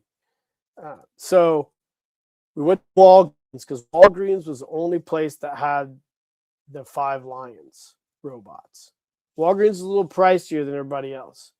Walked in there to buy the Voltron on a Saturday. I remember it clear as day. It was in the mall. There was a Walgreens in the mall in Terre Haute, Indiana. Went to the toy section. There they are on the shelf. And my dad looks at the price. He's like, $25. So you could buy the black lion. You got the red and the green lion. And then you got the yellow and the blue lion. So it was $25 for the black lion, $25 for the other two, $25 for the other two. So the other two came in 2 packs, and then you had to buy the black lion separate. So it would have been like $75 in 1984 money, or 85, I can't remember. So yeah. Yeah, it was. It's not that anymore. $25 might give you like an 1/8 a tank of gas now. So my dad instantly says, no, you can pick out 1 lion. I said, whoa, whoa, whoa, whoa, whoa. I thought the deal was I got straight A's. I had all 5 lions. My dad's like, that's just way too expensive. So my dad was the one with, my mom was a stay-at-home mom. I had an older sister and 3 older brothers, and my dad was not spending $75 on a fucking toy. So I was tough for me.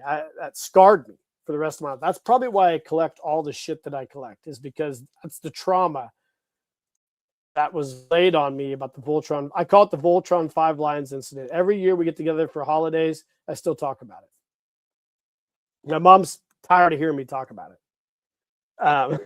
But I understand where they're coming from. I understand they had to change the deal, that shit. So I probably need to go down to Colombia with my brother and do like an ayahuasca trip to get rid of all my trauma. So I'll stop collecting toys, but I won't. Voltron's always been one of my favorite things in the whole world. You would think that I would have a ton of Voltron stuff. I don't. I have the Toy Nami Voltron. I have a Trendmaster Voltron. I have the shitty Super 7 Voltron Ultimates figure, and that's it. I don't have a Voltron Shogun Warrior, which is shocking. And I don't have any other stuff that's Voltron related. You would think, as much as I obsess over it, I would have a lot more stuff, but I don't. That being said, I love Voltron. There's been several times I've been to antique malls and passed on the complete Matchbox set for whatever reason. It didn't feel. I don't know if I would do that today, but I love Voltron though. It's one of my. It was a cool cartoon. I'll still watch it. I'll still watch Voltron, even though I'm 51 now and I watch it and it's not as good as it's not as good as I remember it. But Voltron was shit when I was a kid. I loved it. It was one of my favorite cartoons of all time, man. I just remember rushing home from Catholic school, just so I could see Voltron, man. So, anyways, guys, I think we probably ought to wrap this thing up. It is we've been doing this almost 2 hours. I appreciate everybody who's joined in for this. If you guys didn't catch the whole live stream, definitely go back and check it out. There's some really cool stuff that I shared. Yes, I will, Robert. I will try to watch the Japanese Go Line version. I heard it was really, really good. I heard it was really, really good. Ooh, that's a great top 5, Robert. Yeah, great top 5. There's a lot of good cartoons there, man. I can't wait. I think in future live streams I might put out earlier what the top 5 is going to be, so you guys can kind of throw all your stuff out there.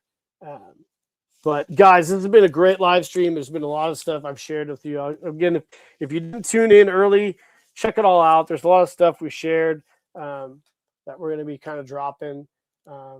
So unfortunately, again, like I said from the start, we really wanted to do the live stream with Action Man, but he got a little ill and he's not able to make it. But I think we'll be able to get him on here maybe in another month or so.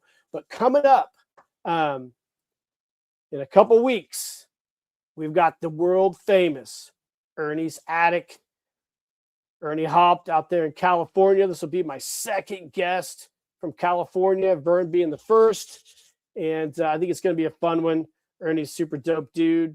All you dudes out in California are so chill. You guys are all so nice too. I love it.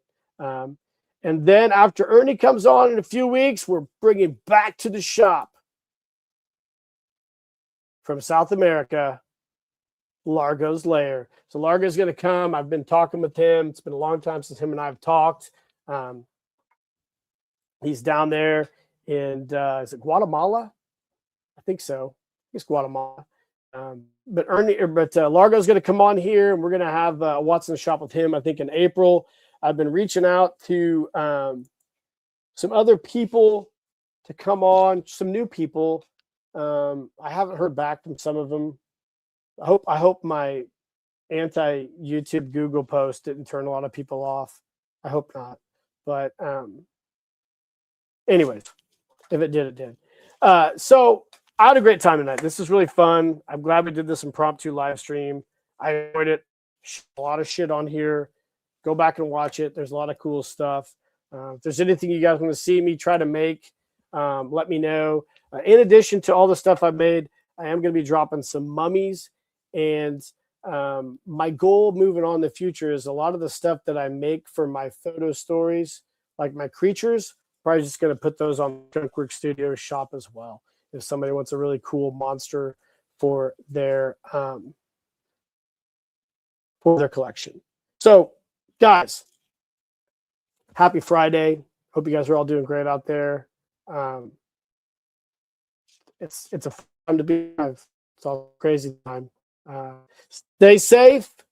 I hope you guys continue to do your hobbies awesome, and keep living the adventure, guys. Have a great weekend, and cheers.